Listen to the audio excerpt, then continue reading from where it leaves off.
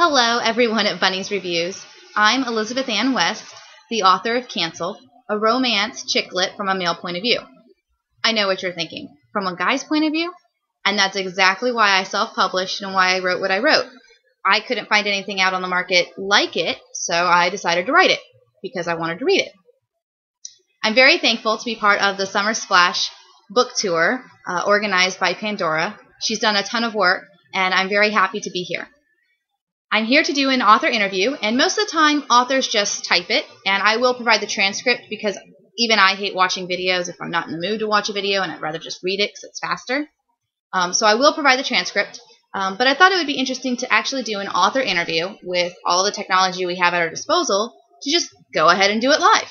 So that's why I'm here, to answer some of these questions that are on the paper that I got through email. Another technological advance. So, without further ado, here is 20 questions with author Elizabeth Ann West on Bunny's Reviews. Before we get started, I do want to preface this with this is my very first recorded author interview. I'm going to have a ton of fun with it. I will probably come across completely goofy and a total goof, but enjoy laughing, and I hope we have a little bit of fun together. So the first question I have is, if you could travel in a time machine, would you go back to the past or to the future? I would go back to the past just because I don't want the future ruined for me. But in going back to the past, it would only be for a short visit. I'd like to go to Regency England, probably to Jane Austen's times. I really enjoy Pride and Prejudice continuations. I would love just one night to wear the big poofy ball gown and to do the dances, which I'd have to figure out. But I'm pretty coordinated, so I think I could pick it up. It would definitely be for a visit because I still have chamber pots. And I really like indoor plumbing. So I would go back to the past, I wouldn't go to the future, and it would be for a short time. The second question we have is, if you could meet one person who has died, who would you choose? I was going to say a historical figure, then I thought maybe a relative, but I'm going to stick with a historical figure because then people can relate. If I could meet one person, it would be Queen Elizabeth I. I had been obsessed with her reign and history about her since I was about 3rd grade. I even signed my name like her once I learned how she signed it, because my first name is Elizabeth, and I've always been very proud of that. I would love to just ask her, like, come on, you had to have been with someone. I mean, you couldn't really have been the Virgin Queen for like 60-plus years.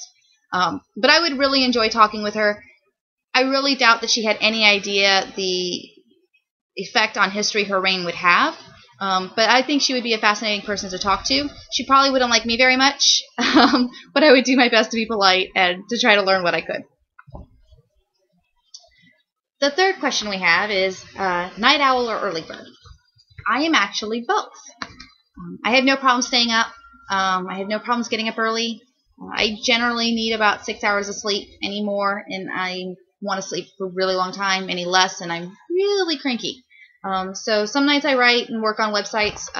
Other mornings I get up early before my kids. Like today, I got up at 6:30, wrote 1,700 words before my kids were even awake, had a cup of coffee, and really enjoyed some quiet time. So night owl or early bird, I am both. And we'll go ahead and do another question. One food you would never eat. I have eaten it, actually, but I don't eat it because I don't like it. I can't do the texture. I can't do the smell. I don't eat eggs. My whole family does, but just not me. Like, I can't do scrambled, no hard-boiled, nothing like that. Eggs and cakes and things like that, if I can't taste it or I can't do the texture, I'm fine.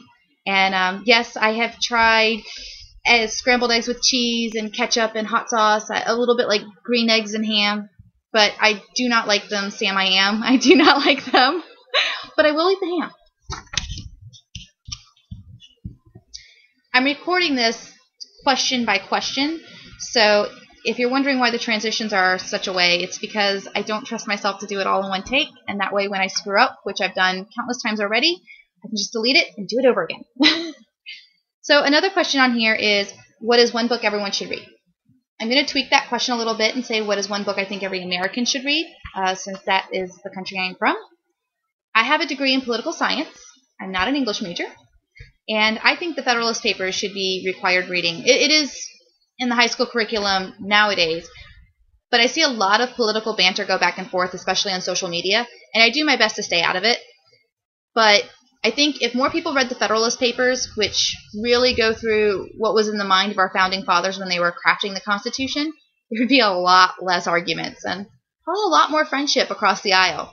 So I highly recommend the Federalist Papers to anybody out there who ever wondered if there was something about the founding of our country. Men are indeed no angels, and I really enjoy reading it every couple of years, even though I had to read it in college. Let's see, Skittles or M&Ms? I am a chocolate girl, M&Ms. Though if I really get to choose my candy, it's Hershey Kisses with almonds. That's what I usually eat or snack on while I'm writing. And pretzels. Please tell us in one sentence only why we should read your book. You should read Canceled because it's a romance with a different ending. And if you always know the ending, what's the point in reading? Any other books in the works? Goals for future projects? I actually have a couple of books in the works. I am working on a women's fiction that's not sad. Stone is about a woman who is a little estranged from her mother because of her love choices or her choices in her love life. And when her family encourages her to get back on that dating wagon, it turns rather disastrous. And she has the gumption to kind of stick up to a man that tries to be controlling and flirts with the line of being abusive. So I'm really proud of that project. It's outlined and I'm working on it. I also have a Pride and Prejudice continuation I'm working on. And I have a chicklit that I'm having fun with called Past Due. I'm working on it in episodes. It's more a story about my generation's difficulties with the economy and how we are a little bit different. We don't see a problem living with our parents or anything like that. And I don't. Two of my sisters actually still live at home, even though they're in their mid-20s, just because it's cheaper all around. So I'm having fun with Past Due, which really goes through what I call the non-married divorce situation. My main character in that story is in the process of getting married, about to get married. She's been living with a guy for a number of years, and when their relationship falls apart, she was the lower wage earner, and she's still working on her master's degree, so she's got to pick up the pieces without really a divorce settlement, and how does that look like, and what does that mean, and my generation goes through that, unfortunately, on a daily basis. So that's 3 projects that I'm working on right now. Question 9 is, what inspired you to want to be a writer? Please don't throw anything at me, okay? My husband is in the Navy. In 2007, we moved from Virginia to San Diego. And on my way from Virginia to San Diego, I got a call from him in Okinawa, Japan, to tell me that he had orders to move back to South Carolina, the East Coast again, in 4 months. 4. So I did 2 cross-country moves in less than a 6-month span of time. I just quit my job at Alcoa, so I was really frustrated. And I was looking online for a way to make my own business to do admin work from home. And I clicked on a link that said, write articles for money. And I thought it would be a total scam. And just for the record, work at home stuff, if you have to pay money to do it, probably is a scam. So in 2007, I started writing articles for Associated Content. They paid me $7 for my first one. It's still there. It's how to make long-distance relationships work from a military wife who knows. And then I started writing for Constant Content. I started doing freelance work for marketing companies. I worked for the Wakeman Agency, which is a boutique marketing agency for nonprofits. So my degree in political science really helped with that job. And right around the time I started getting bored with writing nonfiction, because really, how many times can you write articles on short sales? I decided to write fiction. And my first attempts at writing fiction were horrible. Horrible. I was rejected 3 times from a fan fiction site. So I licked my wounds, figured out what I was doing wrong, read a lot of books on writing, and I was able to learn, of course, because I had critiqued literature as my minor in college. And so I really just wrote Canceled to see if I could do it. Well, I knew I could do it, but to see if I could have the discipline to get it done, to see the project through, because I struggle with that. And what inspired me to become a writer and to stay a writer, I guess, is the better answer or better question, is that the opportunities once I sought them out and once I put in the hard work, they just kept opening up for me, and I'm having a ton of fun at what I'm doing. So it inspires me that I get to stay home with my kids, that I get to pretend to be a best-selling author and do interviews like this one, and I really like talking with readers. So being a social butterfly that I am, what inspired me to be a writer is that it's a work-at-home job that I still get to deal with people, and it's fun to do. Okay, we are halfway done. Question 10 is there a song you could list as the theme song for your book or any of your characters? When I was writing Canceled, I am an outliner. I'm not a pantser. I'm very logical, so I have to have everything, just so all of my scenes planned out. I try to do it on the computer, but I actually like to do that part by hand and write out little colorful note cards and stick them on a bulletin board. So with a infant at home, when I was writing, there were oftentimes days or weeks in between when I could write from one scene to the next, and the only way to keep continuity is to have an outline. So as I was writing scenes, I used an online program called GrooveShark, where you get to put in songs that you want to hear for free. They now have advertising, but it's not bad. I still use it. So I have playlists per character, actually. But most of my main characters had a theme song that helped me really get into their mindset. Jonathan's theme song is actually Grenade by Bruno Mars. Listening to the lyrics of that song, it really helped me to try to look at things from his point of view. That, he did his best to try to keep everyone happy, to try to take care of everyone, because that's the way he was raised. So I look at Grenade as his motto, the lyrics from it anyway, in terms of his relationship with Alexis. Let's see. She's been called everything from the bitch to evil incarnate. Bless her little heart. Alexis, once you read Canceled, most readers that I've talked to have picked up that Alexis was damaged goods when she started dating Jonathan. She wasn't over Dr. Perfect. Not even a little bit. Her song was actually Pink's So What, which, if you've heard that song, it's actually the song that is playing at the club in the scene where she's dancing out again with Dr. Perfect, and she's got her drink held high, dancing on the dance floor. Because if you follow the tabloids and everything, which I don't really, but I at least know this story, I know that Pink was on the outs with her husband when she wrote that album, and now they're back together. A lot of the lyrics in that song are about a woman that you can hear in the lyrics. She's unhappy and she's hurt. She's really hurt. But she's trying to pull herself together like, I'm still a rock star. I still pay all my bills. I can do this without you.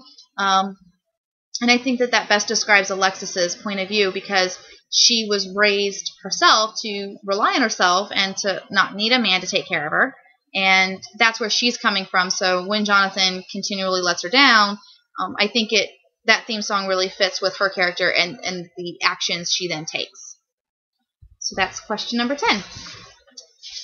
Question 11. This one's short, I promise. What is your favorite quote? It's actually a Shakespearean quote, and it is, "Our doubts are traitors, and make us lose the good we oft might win by fearing to attempt." And in not Old English, it just means that your doubts are traitorous to you, and by listening to them, you're not going to get the good opportunities because you don't even try. And that is not me. I am definitely a trier. Question 12.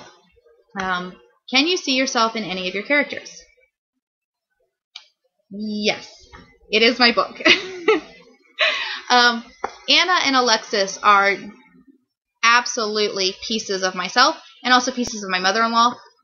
But Anna especially, the whole concept of Canceled came to me while I was dealing with infertility, trying to get pregnant with our youngest daughter, which took us over a year, and a lot of non-fun medical visits.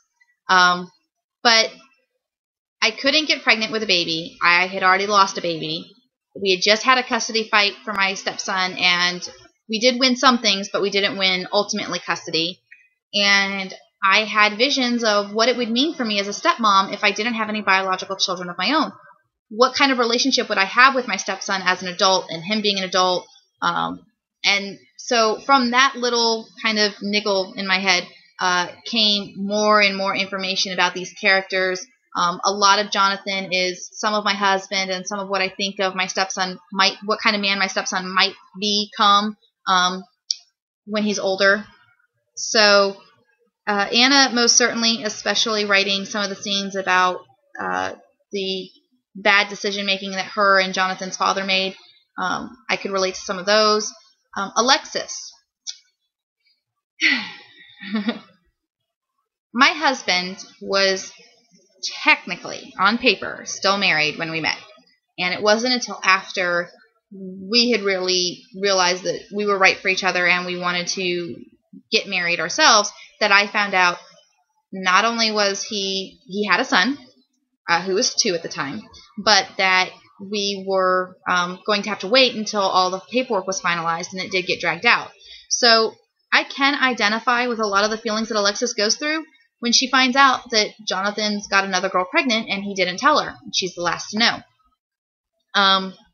Obviously, mine worked out. I'm happily married.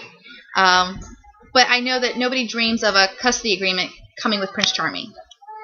Okay, that little bit of crying you heard at the end was my 3-year-old. She needed a little bit of some mommy hugs, and she's good to go now with another Dora and her big brother downstairs. Okay, what's the craziest writing idea you've had?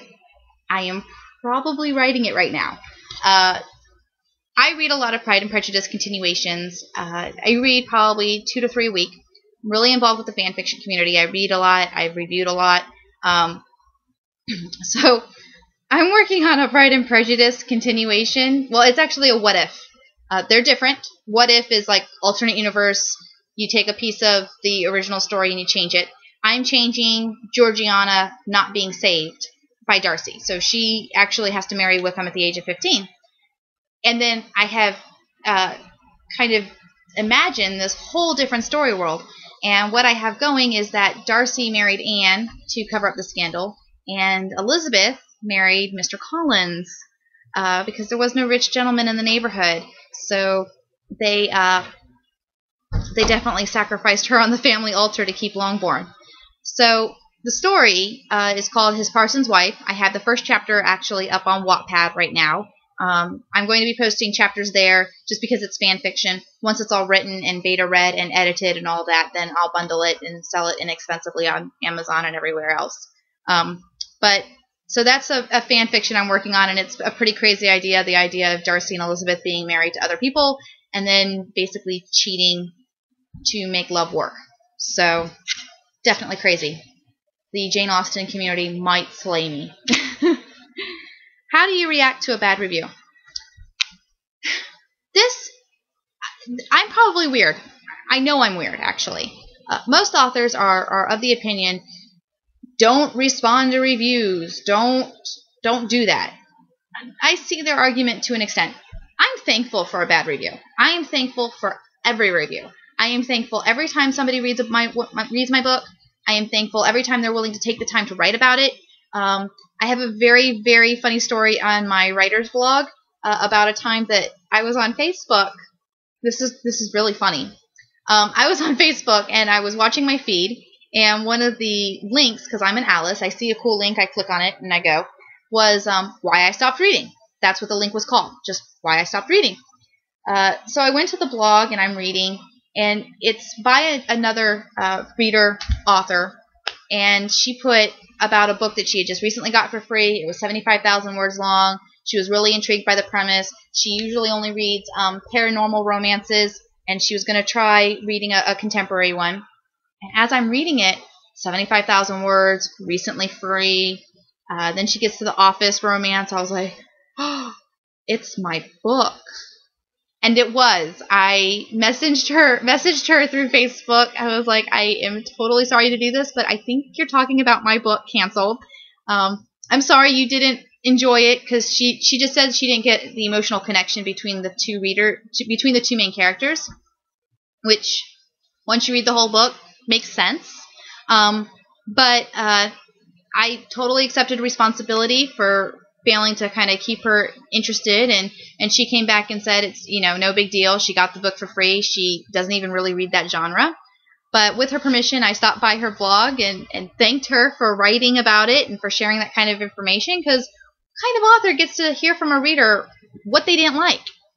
Not many. So when I get bad reviews, I'm a little relieved. It helps my ego. And I always thank them, because taking the time to write reviews is time that they could have been doing something else. And even bad reviews help readers coming behind them decide if my book is right for them or not. So yay for bad reviews. You have won $1 million. What is the first thing that you would buy? I would travel. I've been to Australia, I've been to Japan, I've been to France.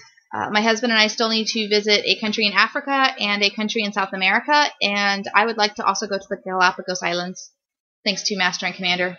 I just want to go there. But if I had $1 million, that's about, what, $650 after taxes, $650,000. So I would spend a considerable amount of money taking my family and my friends, and we would go gallivanting about. I would definitely invest some for my children and for my nieces and nephews for their education. And probably with the $100,000 or so left, I don't know. Maybe my husband and I would finally buy a sailboat, because we both like to sail. Okay, we are a little past 20 minutes here, and I'm starting to get a little fatigued. 20 questions is a lot more than I expected. So let's try and do the last 4 as well as I can, and that actually goes down to me and my big mouth and not talking as much. So the next question is, give us a glimpse into a typical day in your day, starting when you wake up till you lie down again. I get up, I check my email. I check my email before coffee. Then I usually have coffee with my husband. I empty the dishwasher, do the mom stuff, breakfast with the kids. My mid-mornings are usually my daughter watching Diego or Dora or Curious George or something while I'm writing or working on a website. Then we have lunch. We usually have fun in the afternoons. That's usually when I take my kids to the park or go do something fun.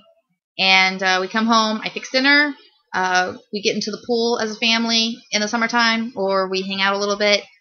Sometimes I'll do a little bit more work in the evening, but most of the time I read or catch up on editing or something that's not a lot of mind power, because by that point, from getting up at 6:30 in the morning, 6:37ish, by about 7:30, 8 o'clock at night, my brain's pretty toasted.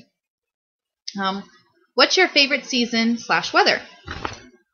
Living in a lot of places in the United States. I've lived everywhere from New England. I live in New England now. I live in Connecticut. I grew up in Virginia. I've lived in Florida. I used to work for Mickey Mouse. Yay, Mickey Mouse. Lived in California. I've extensively visited Texas. I have not been to the Pacific Northwest. And I was born in the Midwest. But I only remember a little bit because I left when I was 5. Favorite season or weather? Autumn. Except in California, where California just doesn't really have seasons in the San Diego area. Everything is just brown, and it's only green when there's sprinklers. But favorite season or weather is definitely autumn. I like the fall for a couple of reasons. The colors are really cool, just about anywhere you live. I like to wear multiple layers. I'm not really big on shorts and t-shirts. I mean, I wear them, but I would prefer, I'm a jeans girl, a jeans and a hoodie girl. And this is the best part, okay? And the best part about late summer and especially early fall is the school supplies. I am addicted to composition notebooks and pens and notebooks and folders. So even when I don't have back to school supplies to buy, like this year, because my stepson's going back to live with his mom for a school year, I've already spent probably about $20 in school supplies, and I got composition notebooks for 50 cents a piece, and I got some really pretty ones that are decorated. They're not just the plain old black and white ones. So I like autumn. How did you celebrate the sale of your first book? Well, I really celebrated publishing my first book because I am self-published. I bought a Nook. This is kind of funny. I didn't own an e-reader, like an e-reading device. I would read on my computer with the apps, but the backlit screen was really hard. It is really hard on my eyes. So I bought a Nook Touch. to celebrate the publication of Canceled. And after Christmas this year, I bought the Kindle 4, not the Kindle Touch. I don't like the Touch because I eat a lot when I'm reading, so I don't want to touch the screen. My husband has commandeered my Nook Touch. He's reading on that. So we have his and hers e-reading devices, and which is good because he reads really slowly, so he can have the Nook because he's reading that one and I have the Kindle. I think my next purchase is probably going to be a Kobo box, just so I can test my book on all the different e-reading devices, which is important to me because I always want to give a quality digital project.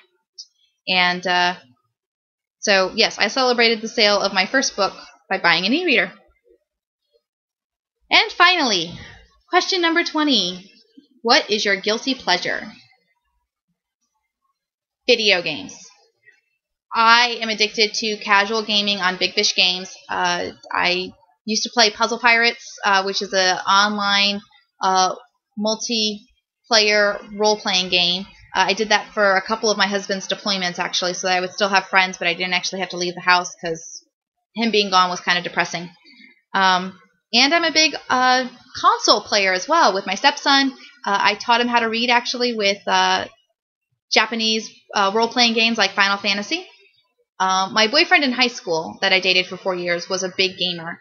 And, as a girl, back then, they really didn't make video games for us. There was no Princess this or anything like that. There was like a Barbie game on Nintendo, and I played it, and you go to the Galleria. But most of the games were pretty masculine. So as a girl in high school, hanging out with the geeks, because I went to a special school for math and science, I kind of had to make the decision to either, if you can't beat them, join them. And so I joined my boyfriend and his friends on the weekends playing Soul Calibur and Tony Hawk and Gran Turismo. But I really like the Final Fantasy games. Final Fantasy 12 is probably my favorite. I don't really like the, Playboy Bunny character all the time, but I've played that game probably 3 times now. It's my favorite in the series. I do like the other characters and the political intrigue. Non-Final Fantasy games that I like, I'm still a Square Enix girl. Probably my favorite is the Star Ocean series, which is now just, I guess, done by Square. And this month, I am looking forward to, I actually have already pre-ordered it, Last Story, which is done for the Wii, and it is the last, I guess, video game by one of the original creators of the Final Fantasy series. So my guilty pleasure as a mom is video games. I would just like to thank again Pandora and the Summer Splash book tour done by Orangeberry Book Tours. Especially want to thank Bunny's Reviews for having me, and for you for watching all 30 minutes or so of this. And I hope to get to do this again. And thank you. I hope you check out Canceled. And I also sign free ebooks, so if you sign up for my newsletter on my website, eawestwriting.com, I will gladly just give you a complimentary copy, and I'll dedicate it to you. So thanks so much, and everyone take care and be safe and keep reading.